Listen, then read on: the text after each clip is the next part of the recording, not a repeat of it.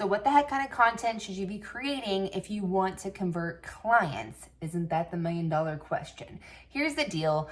There's so many different types of content that you can create, but they're each going to do a very specific thing in your business. As you know, you always want to be captivating, connecting, and converting your audience to some degree.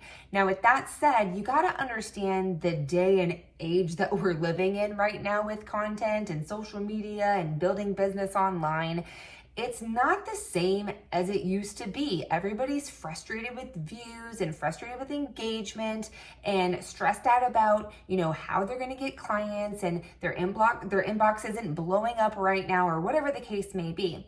But you have to understand the different phases of content you want to be infusing into your content strategy to ensure that you're getting clients. So today, we're going to be talking about what kind of content to create to actually convert clients. Now, when I say convert clients, I don't necessarily mean they're just gonna buy right then and there. A lot of people require nurturing. This is actually part of your content strategy, is to create content that nurtures them. But also, some people will convert. Maybe they convert into a lead that gets on your email list first, or they downloaded a guide, so therefore they're now on your email list and they're digesting a new, deeper piece of content that helps them better understand how you can serve them, or then it invites them to a call, or whatever that looks like. But at the end of the day, there are specific content types you can really be infusing into your weekly strategy to ensure that you're moving people from just binging all of your free content and actually leading them and exposing them to those deeper content pieces that take them off of social media and essentially lead them to your offers. So let's talk about what kind of content types those are. Also, be sure to subscribe and stay till the end of this video, because I'm going to give you a bonus tip that's actually going to help you create more predictable income in your business and know how many clients you're going to be able to enroll on a weekly, monthly basis by going above and beyond your content strategy. So stick around for that. Now, of course, we want to inspire people, make them feel good, be relatable in our content.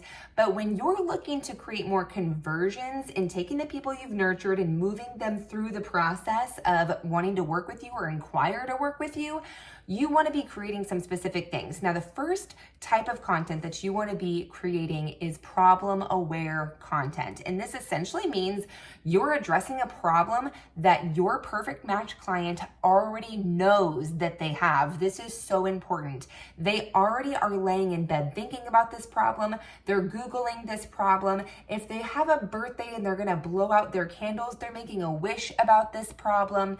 So you want to reframe your content to be addressing an actual problem versus necessarily being a solution-based topic. And let me give you an example of this, because it's seriously such a subtle change in your messaging, but it makes a very big difference. So for example, you might have something that you want to address. Say you're in the online business space on social media, and you teach people how to, build business online in some degree, whether that's ads, YouTube, whatever, right? So you could use a headline or create a piece of content that would say, 3 ways to create content that's going to help you get more clients. Okay. Now that is a solution-based topic. You're speaking into a solution that they want rather than a problem that they have. So you would want to just reframe that topic point and still have the same message and value to deliver, but it's going to be more addressing the problem so that your perfect match client would be attracted to it. So you would say something like 3 reasons why your dream client is not reaching out to you in the DMs and how to fix it. The solution would actually be to help them create content that would help them get clients. Do you see how you're addressing a problem and then you're giving a solution? When you're creating how-to content, tips, and value, and you're not really addressing the problem, they're not relating to it. It's like, yay, that was great information, but why do I need to know this? Why do I care? How is this going to fix my problem? You want to be addressing problem-aware topics that would lead to those solutions that you have for them. I'm gonna admit this takes some practice, and the more you do it, the easier it gets. But I actually wrote down a couple other ones that are in different niches, but it took me a minute. I really have to think, okay, what is the actual problem here? So if you said 7 recipes to lose 10 pounds by summer, say you're in the weight loss niche of some degree, okay, that is a solution. That's not really addressing a problem. So you want to speak to the actual problem they are already having. By flipping the script, you could say 7 recipes to prevent buying bigger jeans and drop 10 pounds by summer. Because the situation they're in is they're about to go shopping and have to up their pant size or their shirt size or whatever that may be. Now you're speaking to their actual problem that they don't want and then giving them that solution. Let's do another one. Let's say you're in the relationship niche, dating niche, right? You could say 3 text messages to use to land your next date. Those are tips, that's a solution, but you're not addressing the problem once again. So if you flip the script on that topic and you say 3 text messages that keep you from being ghosted so you land your next date. They're experiencing that they're being ghosted. They don't want to be ghosted anymore, right? They want to figure out how to avoid that, and then you're giving them the solution to that. So this is how you start to create problem-aware content and flip the script, making those subtle tweaks in your messaging. Now, another approach that is debatable for a lot of different people, and there's no right or wrong here, so I'm just gonna give it to you and you can decide how you wanna run with this, but you could also create problem unaware content. Now, this doesn't convert as well because A, they're not aware that they have the problem. So now you're addressing a problem they don't realize they have. You have to create the awareness of that problem before they're gonna be willing to take any next step action. So let me give you an example of this. Essentially, this is you needing to change a belief, bust a myth, pinpoint mistakes that they're making within their journey or their process. So a lot of times if you see content that's like 5 mistakes that you're making with XYZ, or 7 myths that are very common in the fitness space or whatever it is, right? It's now you're having to bring awareness to their actual problem before you can actually dive deeper into those next steps. So that's all content that's great to create because you're opening a loop and you're creating that awareness so that they can move to the next step. Just know those people are a little further behind than the people that already know they have a problem. So if you're creating content that addresses the actual problem they already know they have and you have a solution for it, they're more likely to move closer to wanting to learn more about working with you than someone that has no clue that they actually have a problem. So once you have a list of the problems that they know that they're facing, that they're struggling with, that they're Googling, you want to think, okay, how does this correlate with the solution that I can provide? That way you're creating a bridge that's going to lead them from where they are to where they want to be, which is right in front of your offer that's going to give them the next best solution. Another way that you can create this compelling content that will help you convert more clients is through storytelling. You've heard this before too, but what does that even mean? I know sometimes we hear storytelling, it's like, well, what story do I tell? Maybe you think you only have one story or you have no cool stories, so you're not really sure where to go with that. So this could be a few different things. This could be where you're telling a story of a mistake that you made that you're going to help them avoid based on a problem that they actually have. You can infuse that problem aware piece into it, or it could be a lesson that you learned and you're telling a specific story about something particular in, the transformation you've personally had that you now help them with. Or it could be a client transformation, which this is really the most powerful. If you ever watch people say, I was on the phone with a client today, or I was working with a client today and we were talking about this, that's doing a couple of things. That's A, edifying you, saying, okay, I have clients and I'm working with them, but it's also giving them insight as to how you actually help your clients, and it's helping them actually solve a problem that another client had that they most likely might have. So when you're creating these stories about just the lessons that, from your own personal perspective on these little minute things. They don't have to be these major groundbreaking stories. It's just little shifts that people are looking to make on a day-to-day basis to help them become 1% better over a year. Then that way, by the end of the year, you've told all these stories that helped them become 365% better, right? So think about the stories that you can start infusing from that perspective, from your own journey, your own experience, as well as from the actual clients that you're currently working with. Now, as you know, there's a lot of different ways to deliver any type of content that you want to create. There's carousels, there's reels, there's lives. Whatever it is, you need to love it. You need to love the content you're creating, because if you don't, it's going to show through on your content. It's not going to land. The energy is going to be off. People are not going to gravitate towards the actual content you're creating, no matter what you're saying, no matter what problem you're trying to address. So this one might sound a little whatever, but it's really important that you love what you're doing. Also, because if you love the way that you're creating content, you'll be a heck of a lot more consistent in doing it. Now, another way to not only create content that converts, but also content that is bingeable is to be clear in your content. And I mean before they even press play. If someone sees a piece of content of yours that they really like and they go over to your feed, but they can't tell what all your other content is about just by looking at it, chances are they're not going to click on it. And like a good book, you always gravitate towards the cover. Like a good movie, you always watch the preview first. So you want to be giving people really solid previews into what your content is about by creating things like reel covers or headlines. If you're inside of TikTok, you can create little banners and things like that.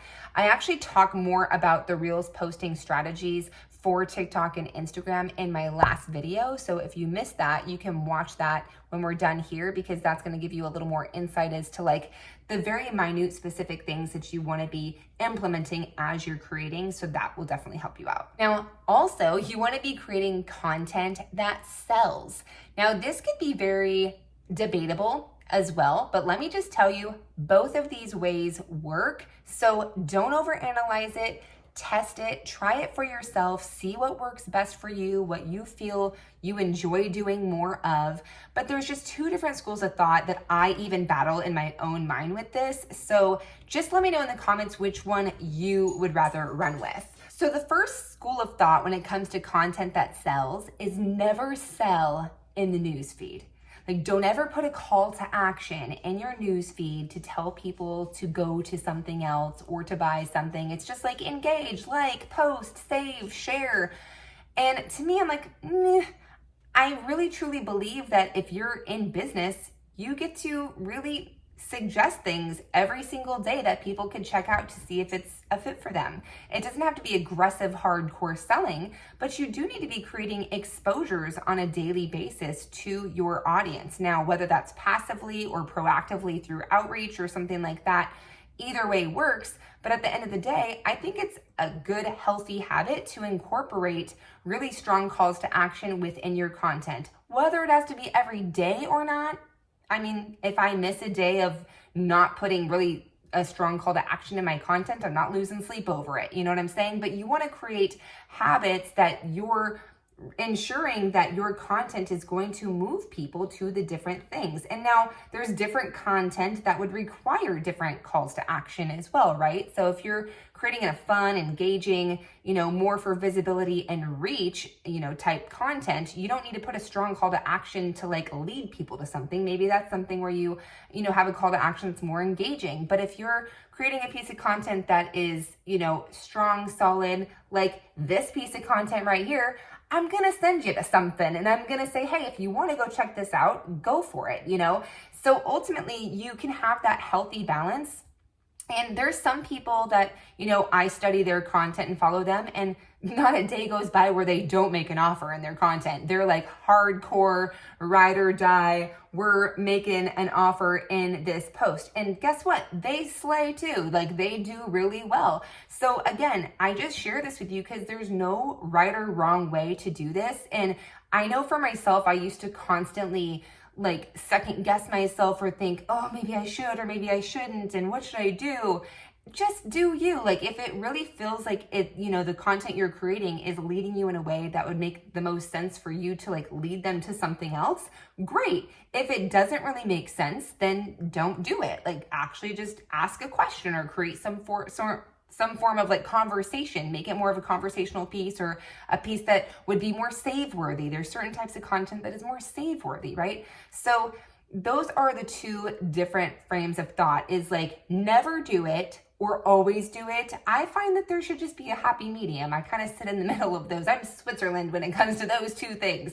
And so now, if you're not making like a really strong call to action in your day-to-day content on your news feed, this is where it's important for you to ensure that you are making that strong call to action somewhere. So I would suggest doing it in your stories. Every day you should be up in your stories inviting people to something. Now, it doesn't always have to be something that they have to buy. It could be one of your free lead magnets, or you're inviting them to a masterclass. But keep in mind, those things lead to other things. So that's one strategic way to go about doing it. Now, I'm also a huge advocate for selling through suggestion, but also not just selling things that I sell, but suggesting other things that I buy, whether it's from Amazon or whether it's someone else's product or a book or whatever it is.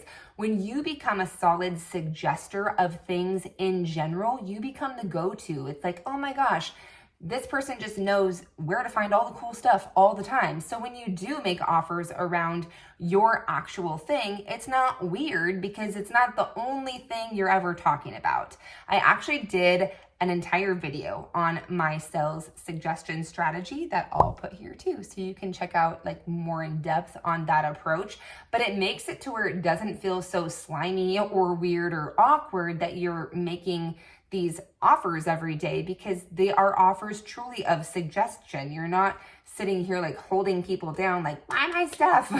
You're just letting people know what's available, or that your calendar is available, or that you have this new thing that you created that is out there for them to grab if they want to. But you're also intertwining other things and letting people know what you like about it, what you don't like about it, and that's like a really powerful thing, to be open and honest about the things you love and don't love about things. It builds that type of trust. So I'll put that video here. You could check that out after this as well. Now, let's talk about that extra mile that not many people are on these days, because we've become so prone to just thinking, oh, we're going to post content and let that do all the work for us. And while that used to work really well when attraction marketing was kind of a new thing, and there wasn't as many ebooks, masterclasses, and challenges out in the world. Those were, something a little more rare that people were like, yeah, I want to attend that. I want to attend that. But there's one on every corner now. It's like the Starbucks of the online marketing world, are all these different tools and resources. And while they're still valuable and they help, you don't want to only be sticking to having a passive strategy when it comes to marketing your business. You want to also be very proactive. Once you post, there's more to do. You can actually be going out and connecting with your audience and engaging in their content and having conversations with the people that are coming towards you from the content that you're creating. And while I know that can feel tedious, it can feel time consuming, it's not sexy, because it's better to just sit back and say, I don't do sales calls, I only wait for people to come to me. I'm telling you, you're putting so much money on the table. Like you're missing opportunity to increase your profits in your business because you're just sitting around and waiting for the content to do the work. And these days, people are a lot more introverted. They're not as, they're not as willing to outreach and connect with people and say, hey, I want your thing. Where is it at? How can I do this? Like, it's just, the past few years have kind of really shut people down from that. And I've seen it not only on social media, but I've seen it at live in-person events as well.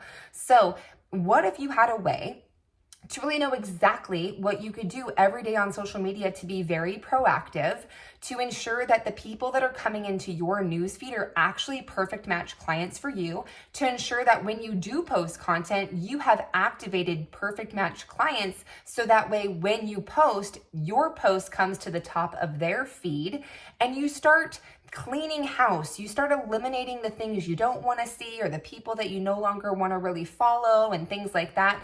There's so many different daily activities that you could be putting into place and instilling as really good social media habits to ensure that your content is actually moving the needle as far as connection, but then you're getting into conversations that actually help you convert clients. Okay. I'm really passionate about this. I'm a very big believer in this, and it's why I created an actual mini course called Savvy with Social, and it's helping you develop those social habits that are going to help you really get into conversation with your perfect match clients and get in front of them rather than waiting for them to find you. Because at the end of the day, you're a needle in the haystack, okay? There's one of you, and there's a lot of clients out there that are ready to work with you. They just don't know you exist yet. So rather than sitting and crossing our fingers and waiting for that next piece of content to go viral or for it to just attract all these people, you can be taking some time every day to go out and put yourself in front of these types of clients. And so my little mini course is there and available for you. And it's like a 90-minute course with like really short videos that you can actually speed up if you want to, so you can get through it faster. But I've seen clients that have gone through this, and within 24 hours, it has totally changed the trajectory of their actual news feed and who they're seeing, who they're connecting with, who they're engaging. So it really makes a big difference. If you want to grab that, I'll put that in the description below. And just as a little mindset minute tip here for you, I know that it could feel weird when you're not used to selling or used to really being this more aggressive in your content, that it feels awkward, it feels weird, but the more you do it, the easier it gets. But I will say, in order for you to really start doing it, you want to get really confident in what you offer and believe that it's, worth what you've priced it at, that you truly know you can help people make a difference with what it is that you offer. Get connected to the things that you're actually really putting out there to help people create transformation. What is the transformation? What is the promise? Really become like almost in this intimate relationship with your offer, so that way you're an advocate for your offer,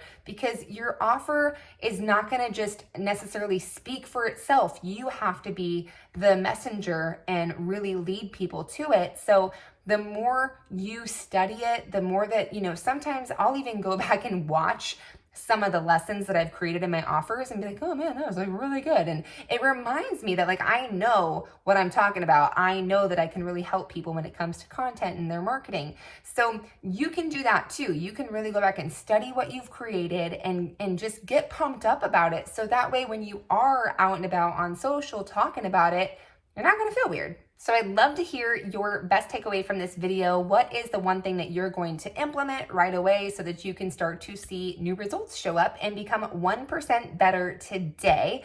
And thank you so much for tuning in. Be sure to subscribe, and I look forward to seeing you over here on my channel on the next video.